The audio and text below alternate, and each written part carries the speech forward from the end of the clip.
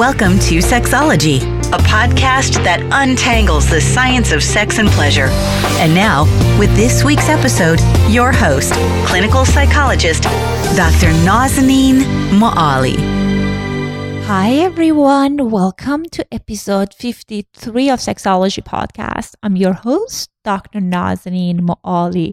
I am thrilled that we're almost at our anniversary of launching this podcast. I am so grateful for all of you who show up every week listening to this podcast, sending me emails, writing me reviews, and interacting with our Facebook page. One of the New Year's resolution that I have this year is to really show up in my relationships and deepening my relationships. And I feel I am in relationship with all of you guys. So I want to hear what you have to say.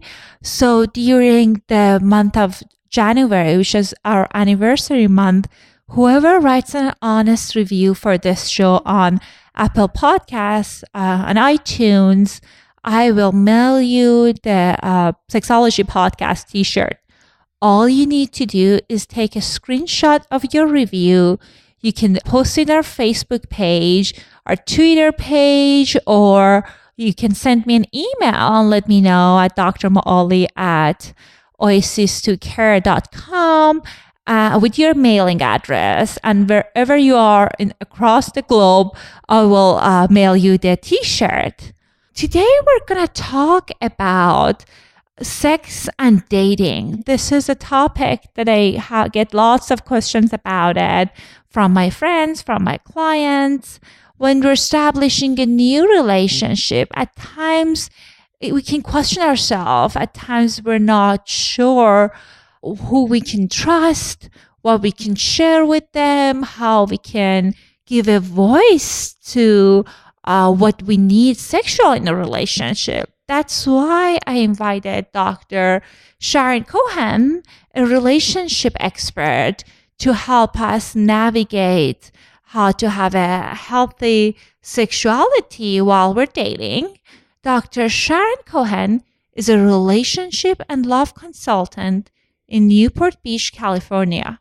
She works with women who can't seem to find the right relationship or who aren't sure they are in the right relationship. Sometimes clients who come to her are ready to give up on love.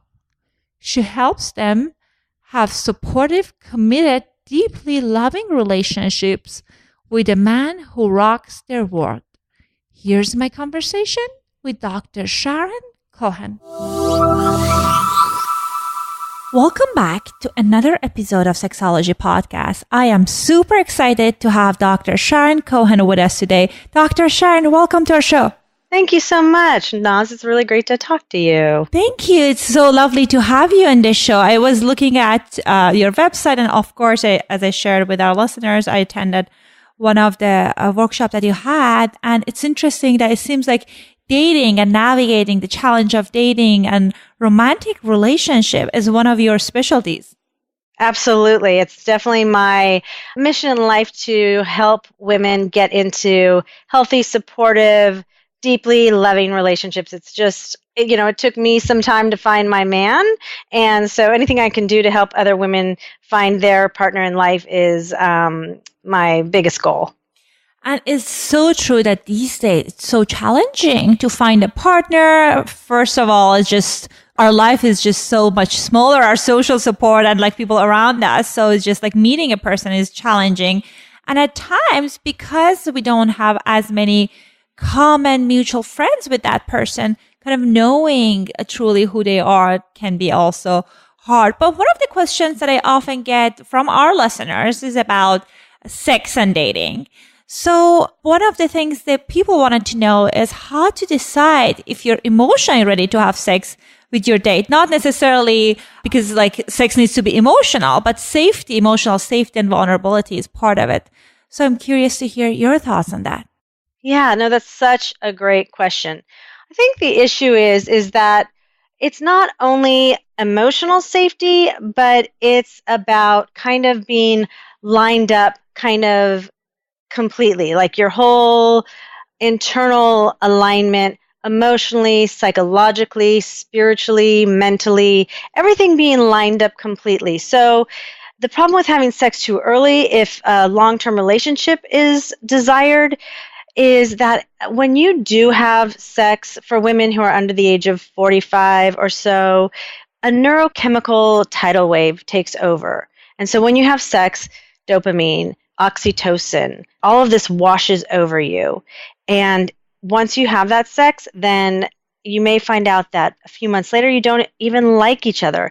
And so what happens if we end up getting prematurely monogamous with someone that we don't even really enjoy that much?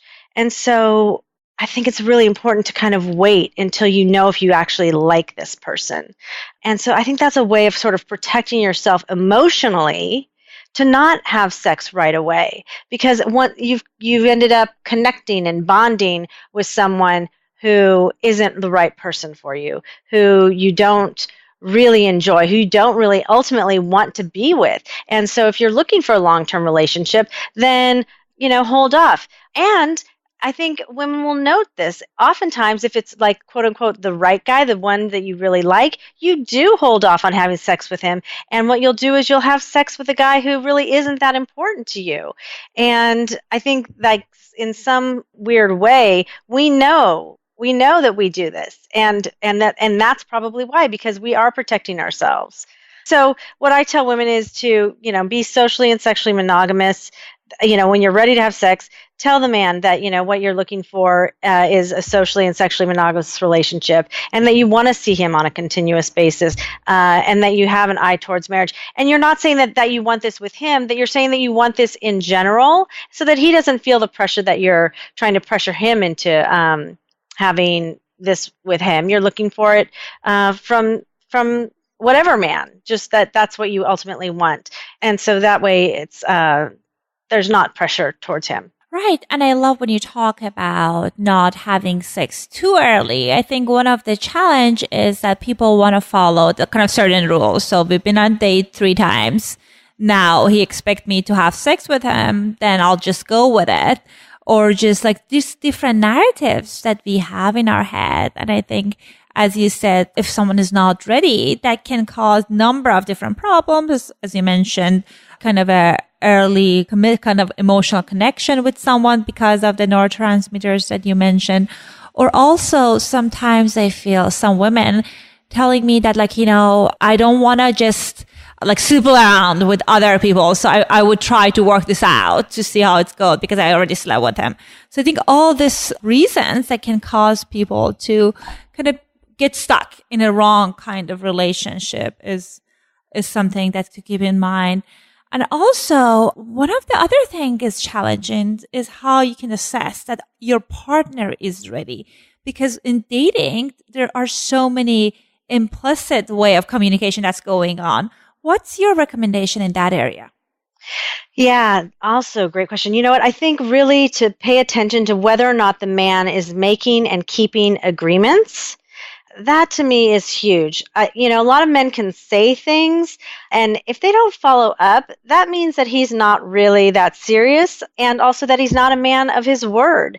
One thing that I tell women on when they're going out on first and second dates is a man may tell you, oh, you know what, I'd really love for you to meet my parents, or I'd really love to take you to Hawaii. But if he doesn't have the tickets in his hand, with a date set and, it's happening, it's not happening.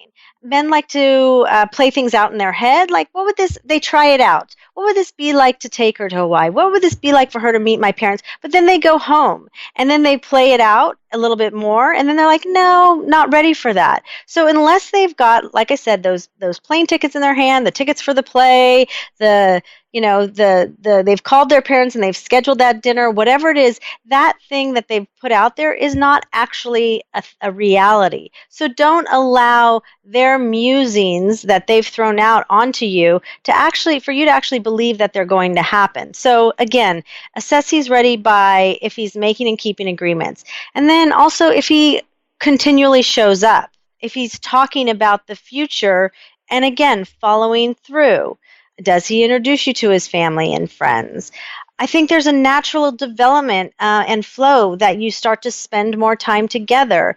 And then on the weekends, on the important nights, are you together on Saturday nights? Or are you only together like on Sunday nights or Tuesday nights or only on Monday nights? I have some of my clients say, oh yeah, well our night, we spend every Monday night together. It's turning into something. And it's like, well, does he work on the weekends? No, he doesn't work on the weekends, but Monday's our night. And it's like, I'm thinking that maybe it's not that serious then, because he's still going out with his friends on the weekend, or he's seeing another lady on the weekends, So that there's some things here to really be having your antenna up about. Yeah, and again, I think that there's just some. Also, let's just go back to the sex thing. If you've said that you want to wait for some reason about having intercourse, that he understands that you aren't ready and is willing to wait because you're that important to you, he may even double check about having sex with you when you say you're ready, because he doesn't want you to be doing it to appease him. He wants you to be doing it for your pleasure and because you're ready, not because you want to be pleasing him. He's really into it for your benefit. And what an important concept that you mentioned around making and keeping agreements, because as you were talking about, I was thinking about a number of my clients and friends that every time, like during their honeymoon phase, people make kind of this comments that we're going to do this and that.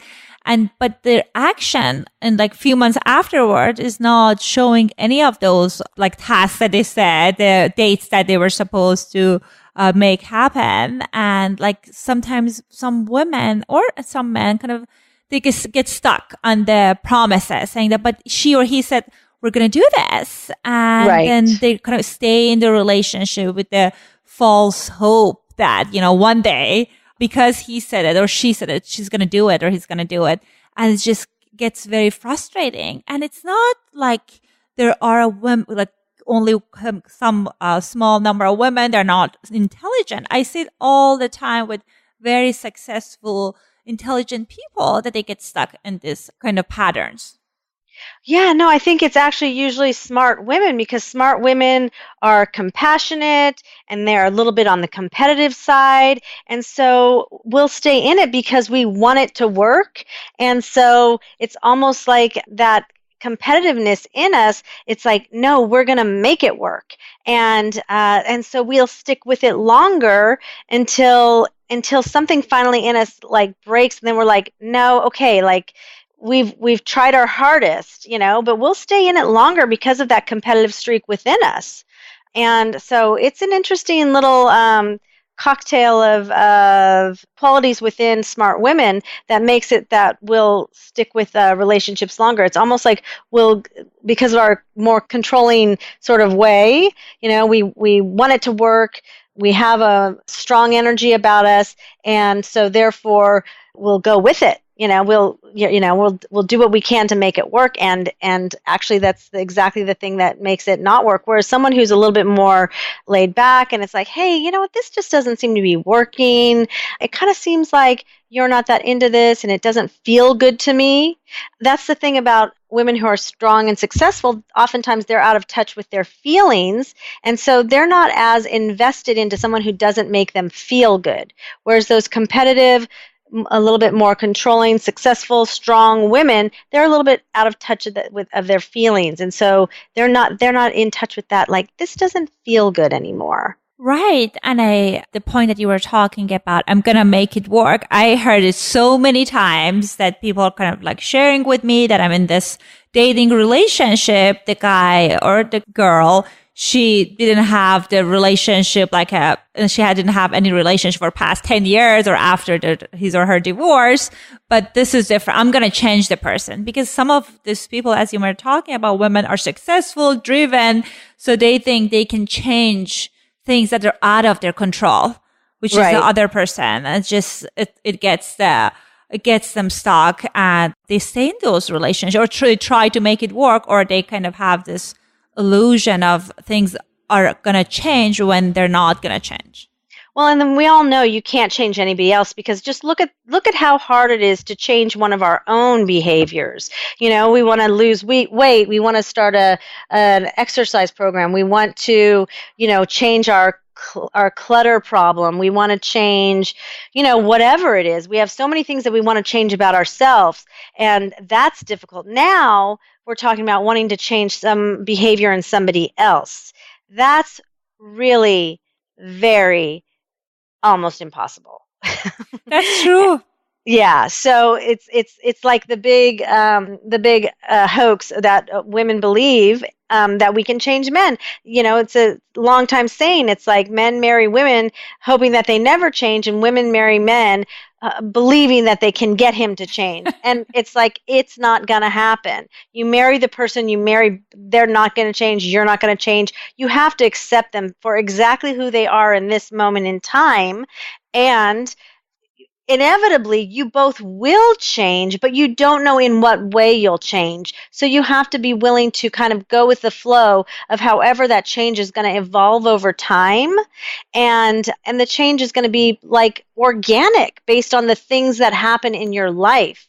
And so you have to commit to the relationship, not to the person, to the relationship. It's like that greater good of the relationship. And, because the person is going to fail you at some place in time. They're going to hurt you in some way, because we're human beings, and we're not perfect. And so therefore you commit to the relationship, because you say, that's what I want. I want a relationship. I want someone who's going to stand by me for the rest of my life.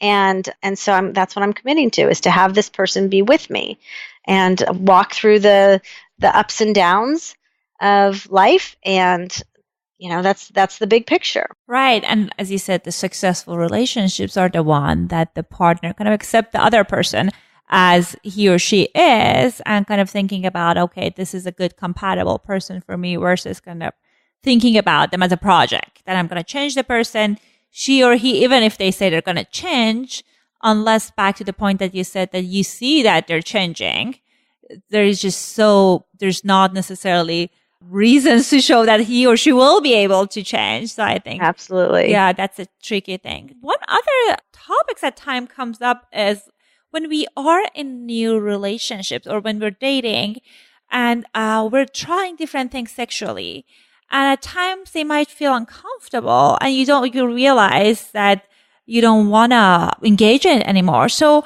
how can someone reestablish sexual boundaries after they feel they've gone too far? Yeah. Oh, wow. This is all about communication. So really, it's like about having a conversation that just cleans up the situation. So I think the most important thing to do is to, start it off by saying you want to talk about a sensitive situation, and ask would be a convenient time to discuss it, today if possible. So you want to be face to face so you can see and feel each other's presence. I think that gets lost so much today with text messages and, even phone calls. It's just not as good as being face to face. And then, I'm big into using transactional analysis, which is, starting off by making them feel good by giving them what's called a stroke, which is basically just a unit of social recognition in transactional analysis. So you could say something like, I really loved how it felt when we made love, or when we, had sex. And then you would say something like, however, I made a mistake in being that intimate with you at this point in our relationship. And then follow that up with saying how, if you're the woman, saying, I don't feel ready to continue at that level of intimacy, and I don't want to do that again until my emotions catch up with, that level of intimacy. And then asking them if they're willing to wait for, my emotions to catch up with my sexual desires. How do you, are you willing to wait for that? So I think that way you're telling them that, it felt good. I really loved how it felt when we made love. Then, like I said, and owning up to your mistake by being that intimate, and then telling them how you feel, and asking them if they're willing to wait for the emotions to catch up. Right. And I like the face-to-face component of it that you recommended, because I feel at times, especially with dating, half of the conversation is through text. We don't have the context of what other person is talking about. So it's just so important to have this conversation when you're in face to face with the other party. And the other thing that I really like that you were talking about, kind of focusing on your message, like using I message instead of like, when you did that, I feel this way, kind of focusing on that, like, okay, I wasn't ready. My emotions are not aligned with this level of intimacy, and I want to change things. So I think it's just a very nice way of kind of approaching it. So, and also doesn't necessarily, no matter what kind of communication you have, is guaranteed that you'll get the results that you want. But I think it's important to be able to communicate clearly. Yeah, and I think the thing is with text nowadays, we've gotten kind of so uncomfortable with talking face to face, but really, what is intimacy? It's being able to say what you're thinking and feeling in the moment that you're thinking and feeling it in a way that's kind to the other person. And so, sometimes we can't do that because we're not in the other person's presence. Sometimes we don't have it in that moment, right? We haven't figured it out internally. Like, what is it that I'm feeling? I don't necessarily know what it is that I'm feeling. But as soon as you figured out what it is that you're feeling or thinking, then it's like, as soon as you can, get in front of the other person and say it, because texting, it just doesn't allow you that full presence, the full spectrum of intimacy that allows you to really feel like being with that other person. And if you want that sort of relationship where you can, be vulnerably naked in front of the other person, which may sound really horrible to some people. Like, I don't want to be vulnerable in front of somebody else. But that's the way that you really get real and deep and like intimate. That's it. It's just to really say what it is that you're thinking and feeling with somebody else and really allow them to bear witness to your truth. That's how you really get into a very good, deep, healthy, supportive relationship. That is such an important point. And I feel sometimes these days get missed a lot, that people are thinking, okay, using this different prop or a different position going to improve my sexual functioning, sexuality. But I agree with you. I feel like being seen and being vulnerable can deepen one's intimacy and level of sexual enjoyment. Absolutely. I mean, you've nailed it right there. It's, the props and everything are fantastic, like you said, for getting into some, fun new position. But really being seen in the moment of intimacy is about as deep as it can get. Because I've had people say to me that, it's like there's women out there, who are just doing it. Like, they're doing the acrobatics of it, but they're not in it. They're not really in it. It's the women who are like in it, who really can look you in the eye. Those are the ones that they really enjoy having sex with, who they enjoy making love with, because it's different. It's something that many women these days don't even know how to do, and many men these days don't know how to do. I don't want to say it's just the women; it's the men as well, that they can't look at the person they're having intercourse with eye to eye because they've been disconnected from that aspect of making love. Absolutely, and I'm glad that you're kind of bringing that point, that it's not necessarily women who are struggling, and I think it's just a challenge that both partner had, and I think part of it is just is a byproduct of a failed relationships. At times, in the past, we showed our vulnerability and the person might have not necessarily shown up truly, or they took advantages of us, or there was betrayal. So I feel it takes lots of courage to show up as who you are. Absolutely. Not only that, but it's also, again, it goes back to this: where did they learn how to communicate and get intimate in their relationships? Perhaps they never really learned it, and perhaps they didn't learn it in their sexual relationships. It obviously starts early, how you learn to communicate, but then perhaps, if they've never had a good sexual experience of learning to be eye to eye with somebody, face to face, eye to eye with somebody, then all it's ever been is like the sexual acrobatics of it, rather than the deep, intimate communication that a sexual relationship can be. Then they don't know it to be anything except, what they've maybe learned from the computer.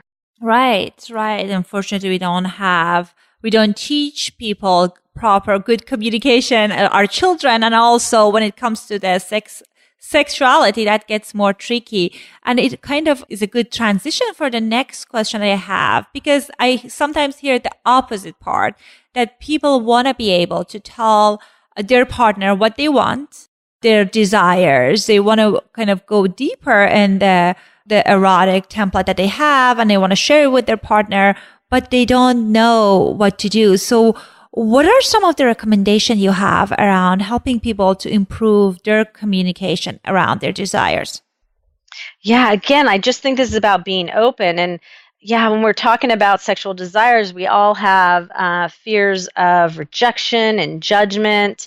So I think you have to start with something small to see if you can build a trustworthy record with someone to become open with the bigger, more vulnerable topics. So you have to like drip out little pieces of information. Don't start with the big sexual desires. Start with something, much more bland and vanilla. And how do they treat that information? Do they use it against you, or do they treat it gently and with kindness? And this is how you start to trust those who are trustworthy. But so if you open up with something too big too soon, before you know if someone is trustworthy, you may end up with a big wound in sex and love, and then you'll end up with some like with a painful memory that replays itself time and time again because you keep retesting it on the wrong partners. So you have to kind of take time to open up more slowly, take the time to build that trustworthy record.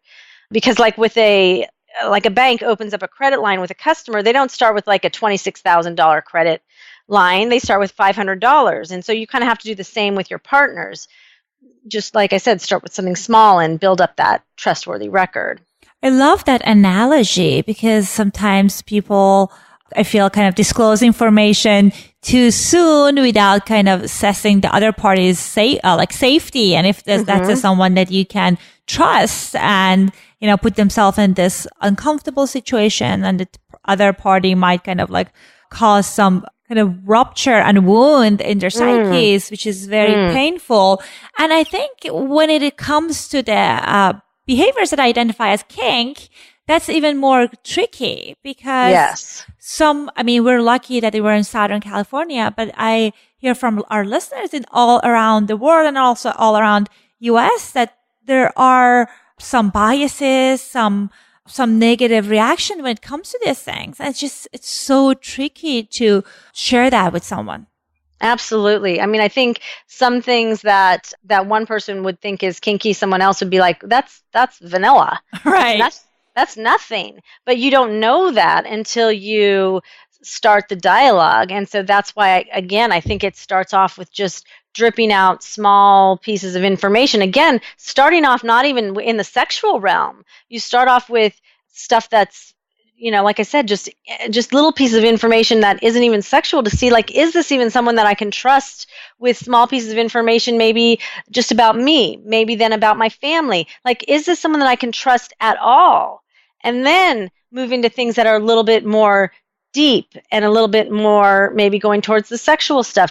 But what I've found sometimes is people just go right towards the sexual stuff, and it's like, wow, that's really personal, stuff that you're kind of thinking that isn't the personal stuff, and it is. Some people are judgmental. Some people are, we all have different boundaries and you don't know where their boundary is. You haven't started there. I have some clients who think that sex is way easier to talk about than their personal issues. And some people would be like, oh my God, I would never talk about sex, but I would talk about my personal issues right away. So everyone's got different boundaries and lines. And so you have to just that's why you have to start off small with something really, really simple and easy. Like, so tell me about your family, and just find out like where the lines are.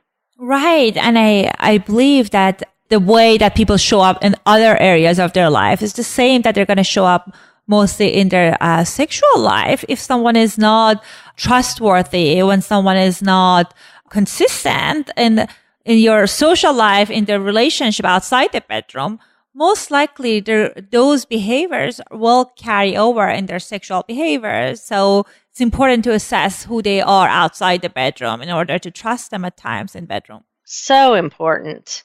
So important. I mean, you've really hit on something there. And the other part of the spectrum that I see at times, the partner is into this kinky behavior. They don't discuss it with their sexual partner, and they kind of incorporate it without asking the partner in the bedroom. Or at times I had people that they kind of like wore their partner's lingerie without talking to them, because in past they felt shame, humiliated when they openly discussed those things with their sexual partner. And now it's really hard for them to communicate their sexual needs with the new partner. What's your thoughts on that? Yeah, I think that goes back to having communication before engaging in something that there's a possibility of being humiliated in advance. I mean, being humiliated. Yeah, I think that it's really important to discuss anything that could be possibility of being humiliated after their partner finds something out. So putting the partner's underwear on, and having the partner walk in, there's a possibility that your partner may or may not like that. So instead, have a conversation about it. Again, once you've opened up the lines of communication and started to say, hey, so what do you think about men who wear women's underwear? Or what do you think about women who wear men's underwear? So having the conversation in advance of this this unveiling instead, where, surprise unveiling, let's say, instead, so that way there's not like some sort of shock, because I think that's where the confusion comes in. That's where the discomfort comes in, is like, wait, what's going on? What does this mean that you're wearing my underwear? Does this mean that because if someone doesn't understand that, does this mean that you're gay? Does this mean that you are a cross-dresser? Does this mean that for someone who doesn't understand it, that there's no context? And so I think that's why it's important to have the communication before the actual act. Right. Yeah. Right. And the other part of it, you just mentioned very nicely. The other aspect of it also is that when you catch the partner in surprise, they might get defensive. They might not be open to talk about it further. But if that's something that you're negotiating and talking with your partner prior to getting sexual with them, getting engaged in the sexual act, and kind of checking with them, how do you feel about this behavior? And at times the person may or may not be open to that behavior, but also if they're not interested, they might be interested in some other kind of related behavior that might be interesting to you. So if you are into BDSM, they might be into one kind of a BDSM behavior, but might not be into other person behavior and other kind of a BDSM behavior. And also the other thing is just, at times people are more open to hear your thoughts when they're not in a defensive mode. So they're most likely be more open to experiment with the behavior if you sharing that with them ahead of time. You just said one of the most important words that there is out there, and that is negotiate. And, for people who aren't really comfortable with the whole BDSM thing, one of the most important things that they do is negotiate all their behaviors. And so like if we could take that into just really, the vanilla world, and say, hey, so what are you comfortable with? What aren't you comfortable with? And utilize that. Say, so are you comfortable with this behavior or that behavior, whatever it is? Then that would really help to amplify the more what some people would call quote unquote normal sexual world. Like, are you comfortable with reverse cowgirl? Are you comfortable with, I don't know, whatever else? Are you comfortable with these behaviors? Because some of them you may be comfortable with, some of them you may not, but let's talk about it so that when we get in there, if I start flipping you over and turning you around, you're not surprised by these behaviors, you're excited by them. Right. And this is such a vast topic that we're definitely going to talk more about it in the next episode. But I just wanted to say, this was so helpful, Dr. Sharon. Thank you so much for your time, and I'm looking forward to chat with you in the next one. Great. Thank you so much. It's been wonderful being with you. Have a great day. Thanks, you too. I hope you enjoyed my conversation with Dr. Sharon Cohen. The second part of the Sex and Dating episode will go live in 2 weeks. And because next week we have a special release episode for our anniversary. And I want you to stay tuned because I'm offering a really good gift for all of you guys. And please don't forget to share with me your thoughts. You can find all my social media information in my Twitter and my Facebook and my LinkedIn and the show notes. I'll talk to you guys later. Thanks for listening to Sexology Podcast. For more great content, visit www.sexologypodcast.com. Please be advised that information presented on this podcast is not a substitute for seeking help from a licensed mental health provider.